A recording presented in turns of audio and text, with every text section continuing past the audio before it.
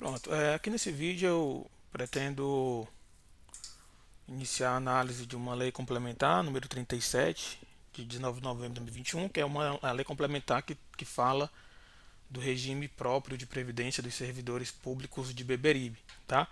Já fiz uma análise aqui da lei antiga, falta analisar a questão do cálculo dos benefícios, né? Falta verificar isso melhor, mas eu quero logo verificar aqui, ainda que por cima, né? Quais mudanças aconteceram.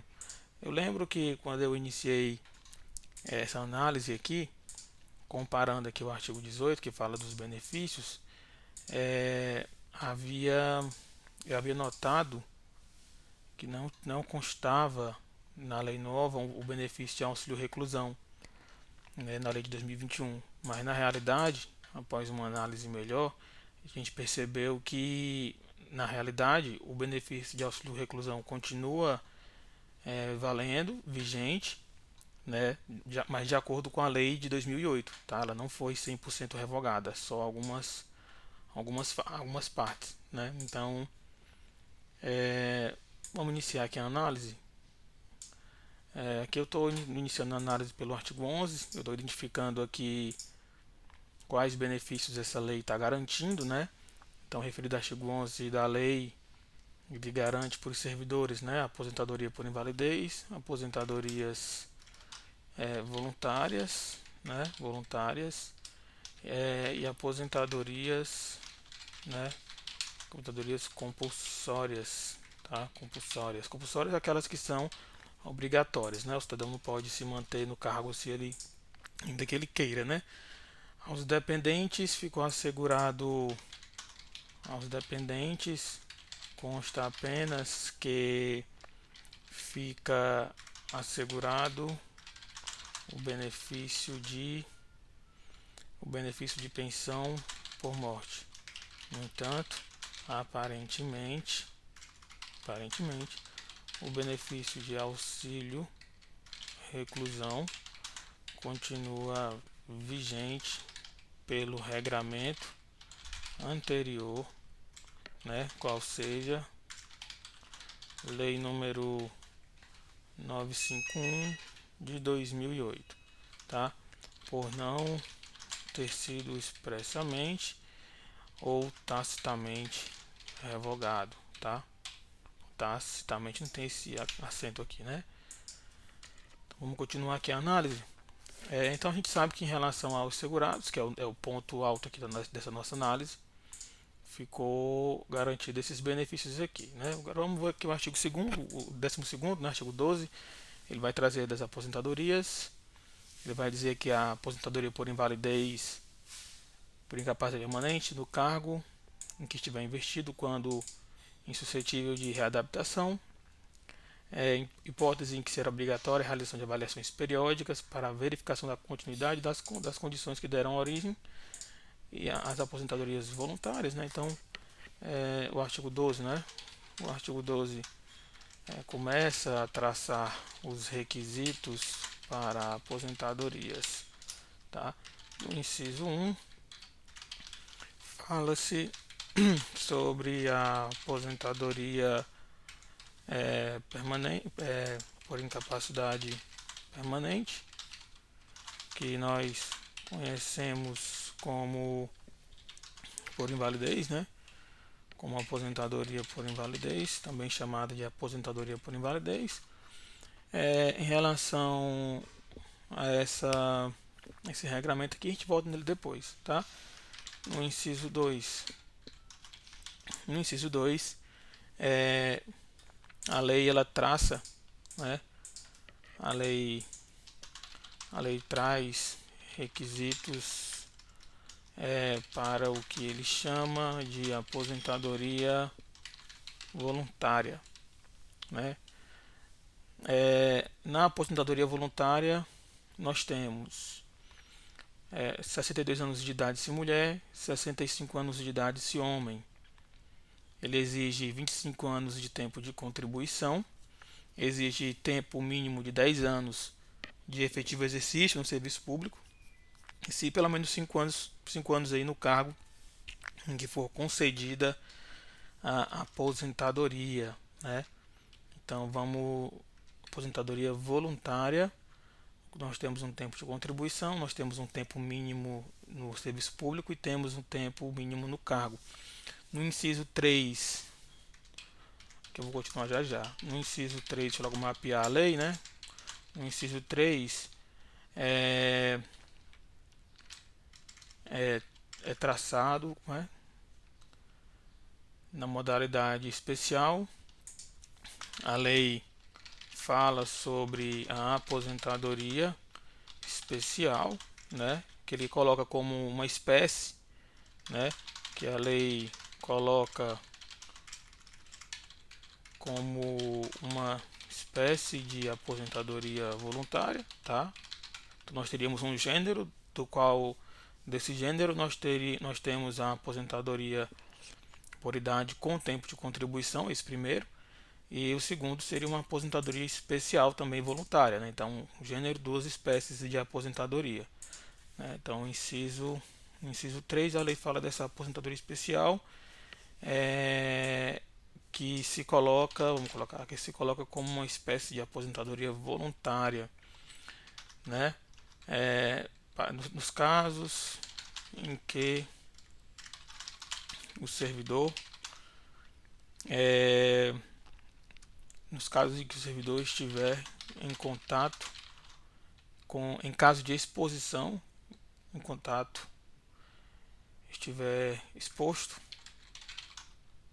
efetiva a agentes nocivos químicos, físicos e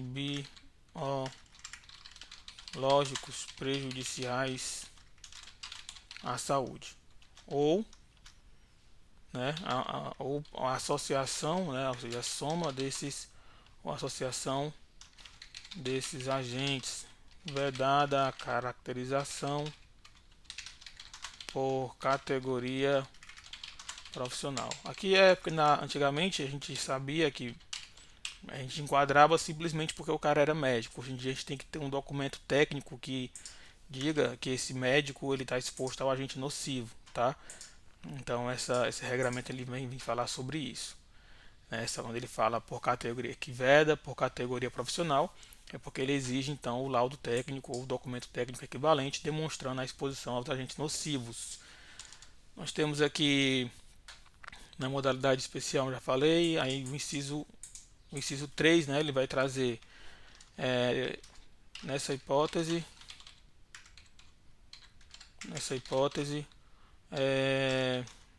a lei exige que o servidor tenha 60 anos de idade,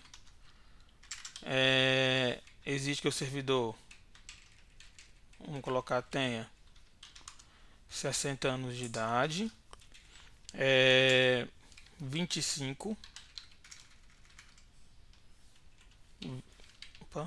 vou colocar em numeral, né, que fica melhor, 25 anos de efetiva exposição e contribuição, tá?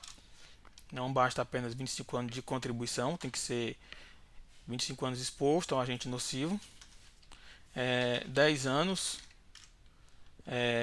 de serviço público, e aí aqui, assim como no de cima, né, serviço público, ele não especifica o que é serviço público até agora, então poderia ser qualquer espécie de serviço público, né, interpretando de maneira ampla, poderia ser serviço público em qualquer órgão público, qualquer entidade pública e qualquer cargo público, tá?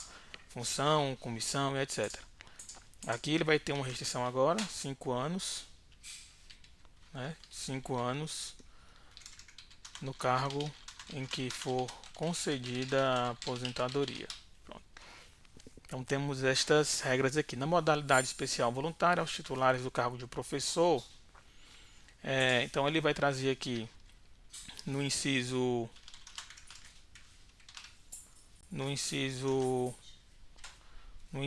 4,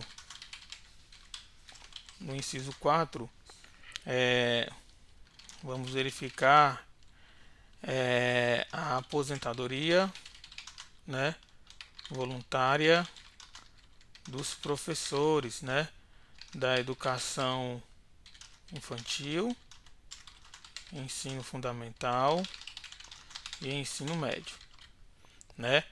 É, desde que cumpridos os requisitos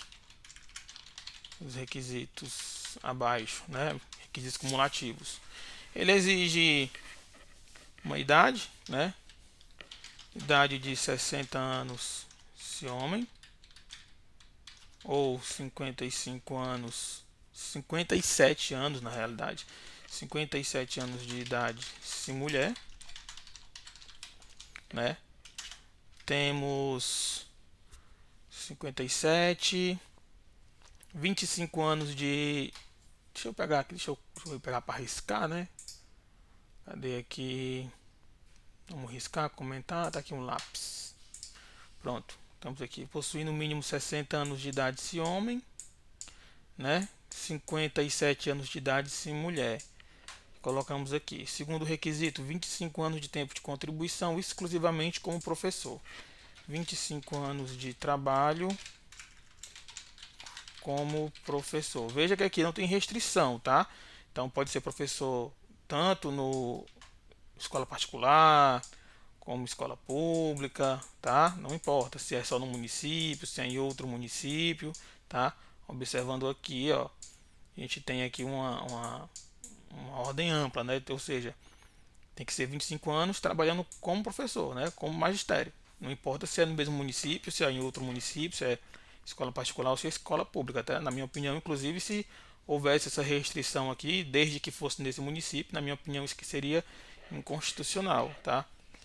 Porque o cargo de professor, ele tem o mesmo, assim, a mesma dogmática, né? Seja na escola particular, seja pública, seja em outro município ou no estado. Já esse regramento aqui de 10 anos de efetivo serviço público, e esse a gente costuma encontrar, né? Costuma encontrar, inclusive em outras espécies de aposentadorias e também de regimes próprios, né? Então aqui nós temos 10 anos, 10 anos de trabalho, né, no serviço público, tá?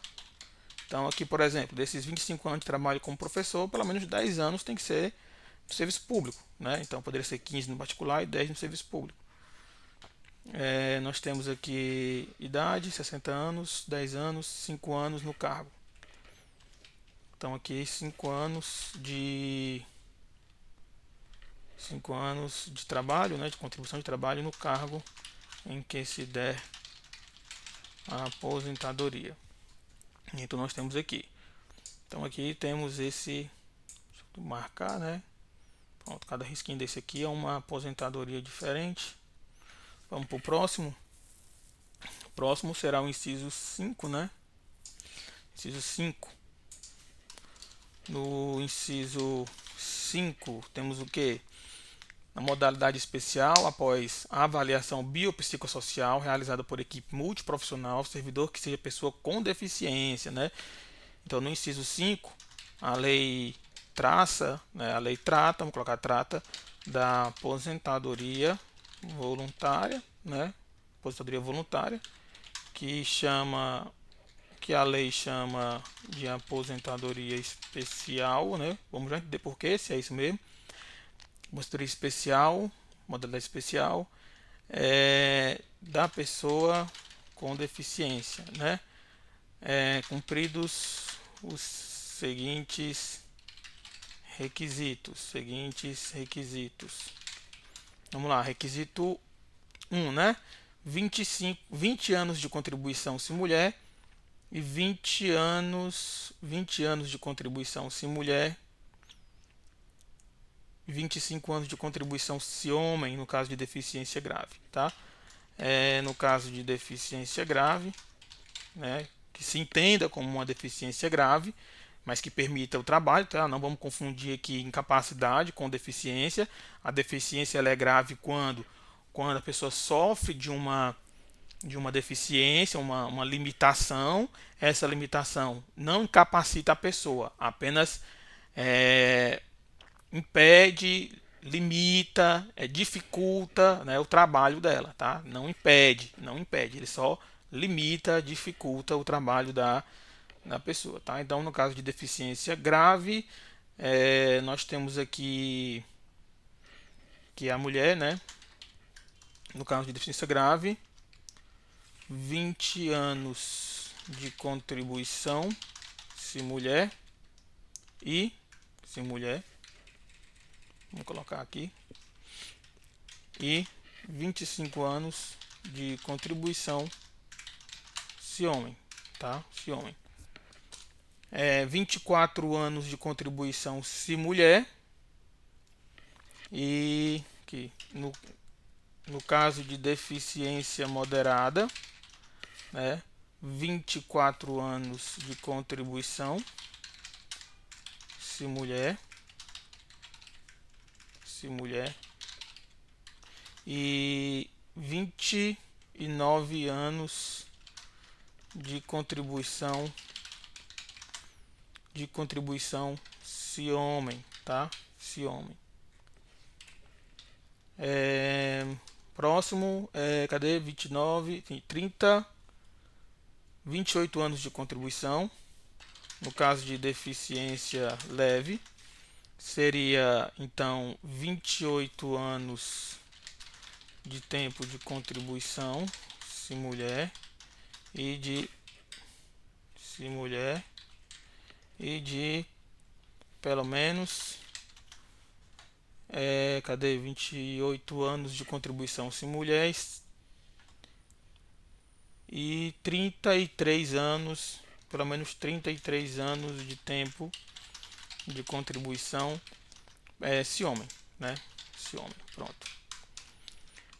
Tem mais requisitos aqui, tem esse requisito né? 55 anos de idade se mulher, 60 anos de idade se homem.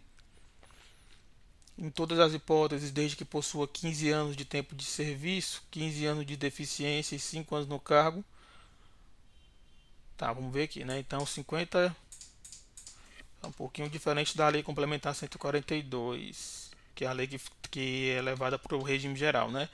Então, no caso de deficiência leve, além disso, a lei exige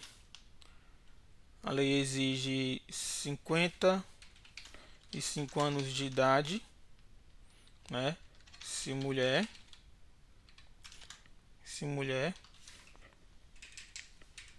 e 60 anos de idade se homem, né? Independentemente do grau de deficiência. Aqui nós temos então um sexto requisito aqui, que seria, que ele diz, em todas as hipóteses, desde que possua 15 anos de efetivo exercício, 15 anos de deficiência e 5 anos no cargo em que se der a aposentadoria. Observado o parágrafo 1º ao 3º deste artigo. Então vamos aqui. Ficou um pouco confuso? Então vamos ver aqui o parágrafo 1º, ele fala que o regulamento disciplinará os critérios para concessão, o reconhecimento do direito a essa aposentadoria é aquela que tem impedimento de longo prazo, né? A gente falou um pouco sobre isso. Se o servidor, após se filiar ao RPPS, tornar-se pessoa com deficiência ou tiver seu grau de deficiência alterado, os parâmetros mencionados serão proporcionalmente ajustados, considerando-se o número de anos em que exerceu a atividade laboral sem e com deficiência, observado o grau correspondente nos termos do regulamento. As aposentadorias do inciso 3 e 5 observarão adicionalmente as condições e os requisitos estabelecidos pelo regime geral, vedada a conversão de tempo especial em tempo comum. A do inciso 3 é da aposentadoria especial, né? E isso do inciso 5 que ele menciona aqui é justamente da aposentadoria da pessoa com deficiência, né? Em todas as hipóteses, desde que possua 15 anos de efetivo exercício. Então, em todas essas hipóteses, ele tem que ter 15 anos de efetivo exercício. Tá? Esse efetivo exercício aqui ele tá, como eu posso dizer, ele tá Tem que terminar de ler a lei, né, para a gente ver se ficou omisso. Mas aqui me parece que ficou omisso. Me parece que eles esqueceram de incluir aqui, ó, 15 anos de efetivo exercício no serviço público. Eu acho que é isso que está querendo ser dito aqui, que não está dito, né, mas tinha que estar escrito aqui, né? Ficou um pouco confuso porque ficou aberto. Então vamos lá, né? Por fim, a lei exige que o servidor tenha, em todas as hipóteses, no mínimo, no mínimo. Então o ideal seria começar por baixo, né, essa leitura. 15 anos de efetivo exercício, que eu acredito que ele queira dizer, né, no serviço público. Observados os demais critérios. 15 anos.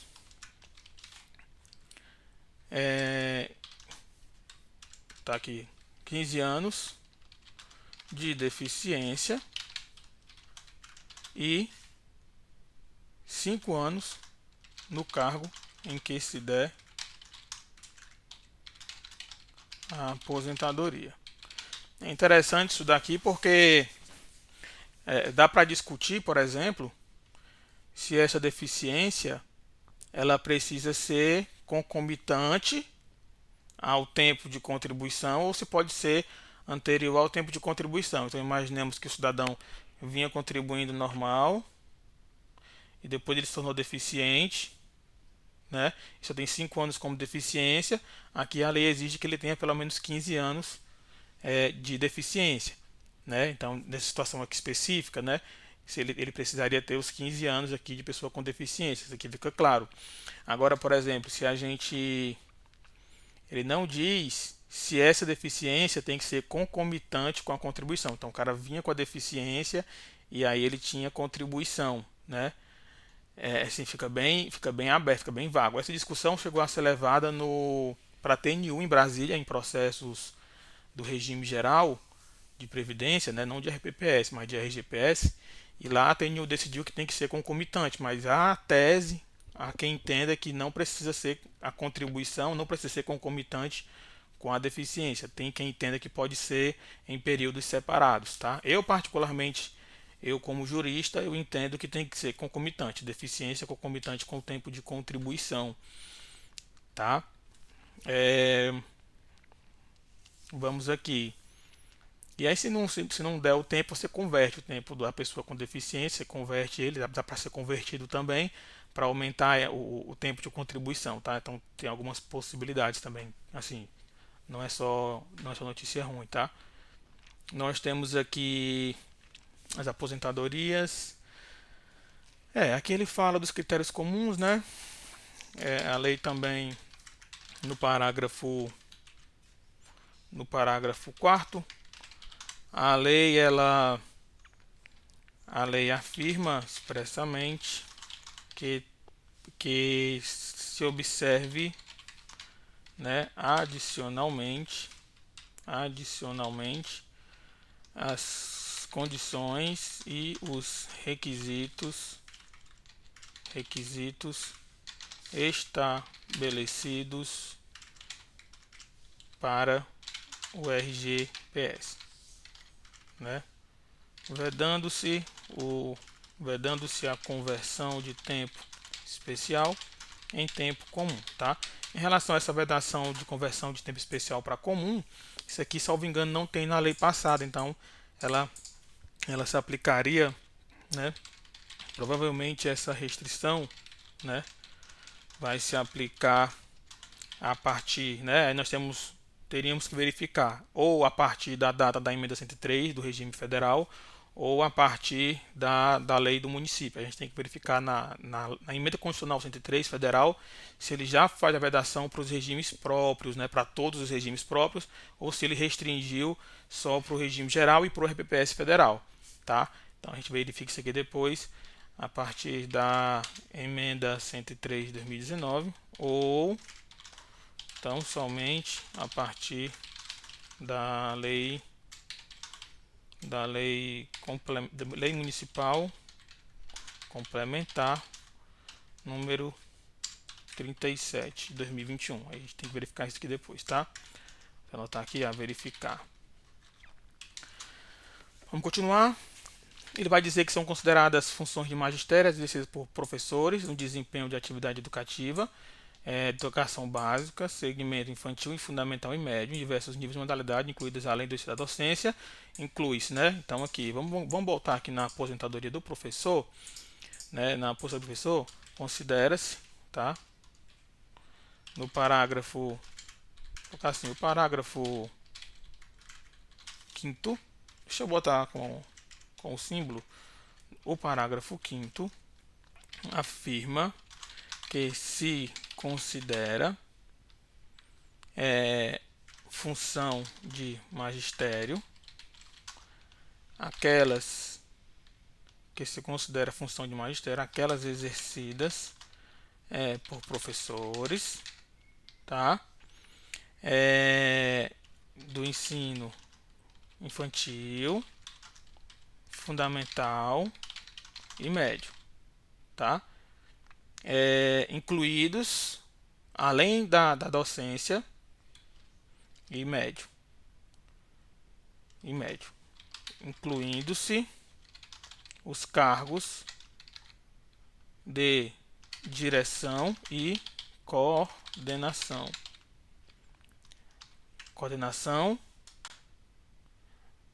Direção, coordenação e orientação pedagógica. Desde que exercida por integrante do cargo de professor. Então, incluindo os cargos de direção, coordenação e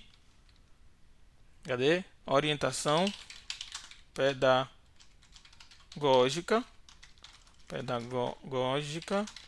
desde que exercidas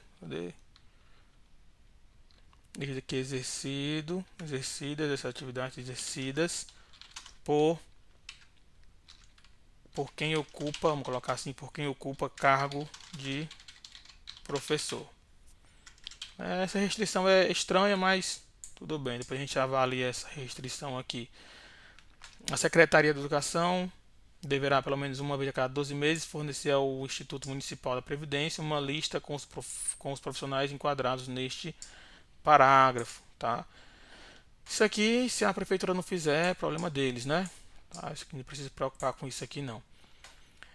A aposentadoria prevista no inciso 1 só será concedida após a comprovação da total e permanente incapacidade do segurado mediante perícia, né? Isso que a gente já sabe, é comum.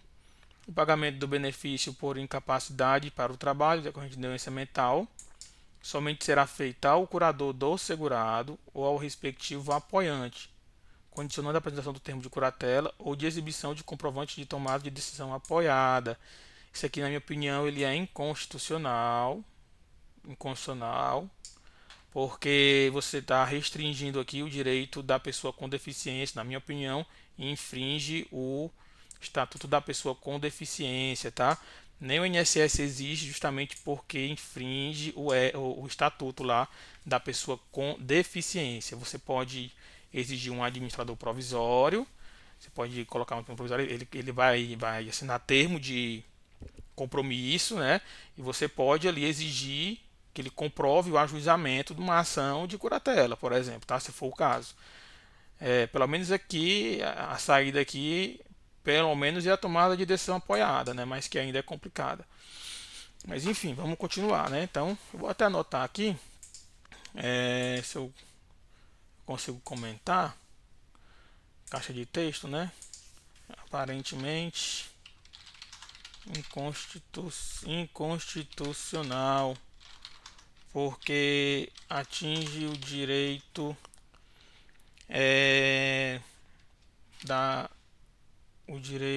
da personalidade jurídica da pessoa com deficiência, né? É quase como se estivesse aqui reduzindo ela a um nada, né? Ela não tem personalidade jurídica nenhuma, não tem capacidade, né, de nada. E agora, pelo menos desde 2015, né, eles são o pessoal com deficiência, eles são considerados como pessoas capazes para fins da lei, né? Então, vamos colocar essa observaçãozinha aqui, tá? Tá um pouquinho ruim aqui, tá? Vou colocar no canto.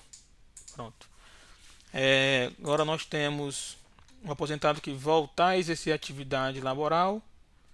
Ele vai ter a aposentadoria por incapacidade cessada, isso aqui a gente já sabe, comum. A aposentadoria compulsória será automática e declarada por ato administrativo com vigência a partir do dia imediato, aquela em que o servidor atingir a idade máxima, né, para sair. A gente viu aqui essa aposentadoria, a gente está no inciso 1, 2, artigo 12, inciso 1, 2. Aqui ele vai falar ele vai falar ali apenas. Cadê a aposentadoria compulsória? A gente passou pela aposentadoria compulsória aqui. A aposentadoria compulsória está aqui. Por incapacidade permanente, voluntária, voluntária especial. Ah, tá. Compulsória é o inciso 6. A gente deu um pulinho, né, ali. Deixa eu fazer a marcação também. Deixa eu fazer a marcação, comentar, desenho. Tá aqui assim. E assim. Pronto. Vamos voltar para cá, né? Quanto à aposentadoria compulsória, esta compulsória, a lei prevê idade máxima, né? Idade máxima de 75 anos de idade no inciso 6, né? E inciso 6, explicando mais à frente, no parágrafo, cadê a canetinha? Tá aqui a canetinha aqui, o lápis, explicando no parágrafo 9º, né? Explicando mais à frente no parágrafo 9º que a aposentadoria, será automática e declarada por ato administrativo, né? Que essa aposentadoria, vamos colocar assim, que essa aposentadoria é automática e automática e declarada em ato administrativo. Geralmente, tá aqui, com vigência a partir do dia imediato aquele em que o servidor atingir a idade. Tá? Então isso aqui significa o seguinte, ó, não importa a data que saiu o ato administrativo, tá? Não importa. Se o cidadão completou 75 anos hoje de idade, já começa a valer a partir de hoje, ainda que o ato só saia daqui a 12 meses, tá? Esse ato aqui ele vai ter efeito retroativo, que a própria ele está falando aqui, ó, com vigência a partir do dia imediato aquele em que ele faz 75, ou seja, ele faz hoje, amanhã já é o dia imediato, tá? É automático e declarado em ato administrativo, né? Com vigência a partir do dia imediato a idade ao implemento da idade máxima, né? Da idade máxima. A aposentadoria concedida com utilização de tempo de contribuição de carga, emprego ou função pública, inclusive do regime geral, acarretará rompimento do vínculo que gerou o referido tempo de contribuição, ressalvadas as situações anteriores à vigência dessa lei. Então, a aposentadoria concedida com utilização de tempo de contribuição decorrente de carga, emprego ou função pública, inclusive do regime geral, então concedida com utilização de tempo de contribuição, acarreta o rompimento do vínculo que gerou o referido tempo de contribuição, ressalvadas as situações anteriores à vigência. Esse artigo aqui ele está mal redigido. Deixa eu tentar adivinhar aqui. Me parece, eu não sei se ele está, eu acho que na realidade aqui ele está querendo falar aqui, me parece, é da vedação. Eu acho que ele está falando aqui da vedação, porque é uma aposentadoria concedida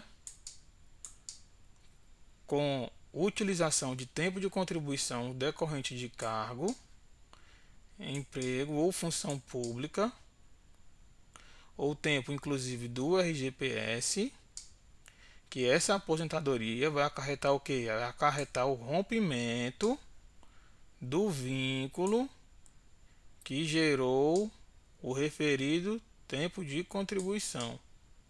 Não faz muito sentido não, tá errado isso aqui mesmo. Esse artigo aqui tem que ser melhor explicado.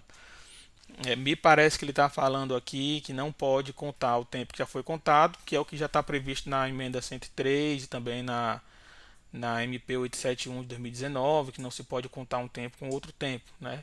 Então o que me parece é isso daqui, tá? Ou seria a hipótese de que se o segurado se aposentar pelo RGPS, ele está aposentado também, ele tem que ser afastado também do regime próprio, né? Seria mais, é uma das duas coisas aqui. Depois a gente vai investigar esse artigo mais a fundo, vamos dar uma lida na exposição de motivos da lei para entender exatamente o que é que esse artigo está querendo dizer. Porque se a aposentadoria ela é concedida, ele está falando de qual aposentadoria concedida, né? Ele está falando de aposentadoria que foi concedida no regime próprio, no regime geral. Então, a aposentadoria concedida com utilização de tempo de contribuição decorrente de cargo, emprego ou função pública, inclusive do RGPS, que não tem nada a ver, né? Vai acarretar o rompimento do vínculo que gerou o referido tempo de contribuição. Ora, se o tempo é do município, aqui é Beberibe, né? Se aqui for um período do município de Pacajus, tem nada a ver com Beberibe, como é que a lei de Beberibe vai romper o vínculo de Pacajus? Então, assim, não faz muito sentido não, tá meio tá um pouco estranho isso aqui, essa redação. Vamos mudar aqui agora a leitura aqui ao parágrafo 11. Os servidores que obtiverem o reconhecimento e efetivação de evolução funcional por titulação acadêmica deverão, para a concessão dos benefícios previstos, observar o prazo de 5 anos em exercício nesse novo patamar funcional. Então, os servidores que obtiverem reconhecimento e evolução funcional por titulação acadêmica deverão, para a concessão dos benefícios previstos no inciso 2, 3, 4 e 6, né, 2, 3, 4 e 6, é estranho essa regra aqui, que ele trazer, porque aqui não há uma mudança de cargo, né, só uma ascensão profissional aqui, uma ascensão profissional, criando um novo prazo de 5 anos. É estranho isso aqui também. Deixa eu botar aqui, deixa eu marcar. Achei super estranho esse artigo aqui. Verificar se a lei pode recriar, né, o prazo de 5 anos. Está com um tempo que eu não estudo direito administrativo, mas o que eu me lembro que eu estudei, assim, o que não pode acontecer seria de fato uma mudança de cargo e etc. Mas de toda forma, ainda assim tem algumas exceções. Aqui ele tá mantendo a pessoa no mesmo cargo, mas porque ela está avançando no cargo, a pessoa está sendo penalizada por estar avançando no cargo, né? Então esse parágrafo 11 aqui ele parece mais uma penalidade. Então ó, eu vou te penalizar aqui, né? Vou te penalizar aqui, já que tu está ascendendo aqui no cargo, né? O que me parece estranho, né? Estranho. Vamos continuar então. No artigo 13 nós temos que serão realizadas revisões das condições de saúde que geraram incapacidade a cada 3 anos, submetido por perícia médica e tal. Então aqui nós temos, vamos botar aqui, né? No artigo 13 fala-se fala-se sobre a aposentadoria por capacidade permanente, né, dizendo que o servidor passará, né, se submeterá a exames exames médicos, exames revisionais, né, mesmo revisionais por junta médica, né, sob suspensão por junta médica, no mínimo a cada 3 anos. Se não fizer, cada 3 anos, sob pena de, não fazendo, ter o benefício suspenso, né? E até a reversão de ofício aqui, suspenso e reversão de ofício, Aqui é interessante notar o seguinte: se julgado apto, solicitar a realização de exames das condições, pronto. Aqui em relação a esse ponto é interessante o seguinte, é importante aqui, ó, a lei ela está dizendo aqui, essa lei do município está dizendo que fica sob pena de suspensão e reversão de ofício, né? Essa reversão de ofício é a reversão do cara para o cargo, né? O retorno ao cargo, né? Então suspenderia-se o benefício e aí automaticamente ele seria revertido ao cargo dele. O que eu acho que na minha opinião, também não poderia acontecer antes disso aqui acontecer, antes de o benefício ser suspenso, inclusive, deveria ser oportunizado o cidadão a comparecer novamente, né, de uma maneira gradativa, então uma gradação. Suspensão do benefício viria depois, então você convoca, né, convocaria o cidadão, ele não comparece, você intima ele, né, notifica ele para ele comparecer sob pena de suspensão, tá? E mantido suspensão, e aí ele se defender também, né, apresentar a defesa, né? E aí quando for aplicada a penalidade aqui de reversão, que seria uma espécie de penalidade a ele, né? Na minha opinião, teria que ser, né, conferir prazo para ele de fato se defender, dizer porque é que não compareceu, né? Trazer as razões dele para que não seja feito de ofício, né? Desse modo aqui, tá? Eu acho. Por quê? Porque se for feito de ofício, na minha opinião, vai atingir, vai ferir, né, o direito à legítima defesa, né? Tanto o direito à legítima defesa, tá? Vamos colocar devagarzinho assim que eu estou escrevendo com o mouse. Legítima defesa, como também, na minha opinião, legítima defesa e também legítima defesa e do processo constitucional, né? O processo constitucional democrático, tá? Que aí você precisa ali, de um certo modo, dialogar com as partes, né, envolvidas, tá? Até porque um processo administrativo, um procedimento administrativo, nada mais é também do que um processo, não um processo que hoje o processo ele tem essa questão do diálogo, da democracia dentro do processo, de você permitir que a pessoa ela se defenda, apresente suas razões, tá? Por exemplo, por 2 vezes, né, digamos, o cidadão não foi porque mora ele tem, vamos dizer que ele tem 59 anos de idade e é um cidadão que está doente, mora com a mãe que tem 90 e nas 2 vezes a mãe passou mal, foi para o hospital, não tinha que deixar, então assim, é importante, né, sempre oportunizar o cidadão aí dele se defender, tá? Continuando aqui no parágrafo 13, né, deixa eu até anotar essa que eu conversei aqui, né, vou botar assim, quanto a esse ponto de penalidade, penso que o ideal seja realizar a reversão de maneira gradual, né, permitindo, né, de modo antecipado que o cidadão seja convocado em tempo hábil, né, seja convocado para participar, para comparecer, né, comparecer ao exame médico, né? Ao exame revisional, né? Ao exame revisional. E aí aqui tem a questão também do prazo. O prazo tem que ser um prazo suficiente, né? Então o prazo para comparecer ao exame pericial, né, é em prazo razoável, né? Razoável, sei lá, de 60 dias, pelo menos 30 a 60 dias aí entre o cidadão tomar ciência da data e o dia que ele tiver que comparecer, né? Não comparecendo, né, por prazo razoável, 30 a 60 dias, né? 30 a 60 dias, até porque muitas vezes o cidadão está muito tempo afastado, ele está sem documentação médica, ele precisa renovar os exames e precisa até de alguma coisa. É, comparecer ao exame revisional em prazo razoável, na minha opinião, 30 a 60 dias. E, né, não comparecendo, né, seja oportunizado ao servidor que ele se manifeste, né, manifeste e compareça, se manifeste e compareça em nova data, sob pena de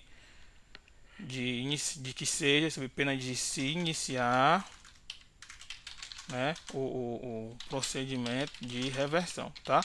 Isso aqui é um modo de tentar garantir o direito à ampla defesa do cidadão, né?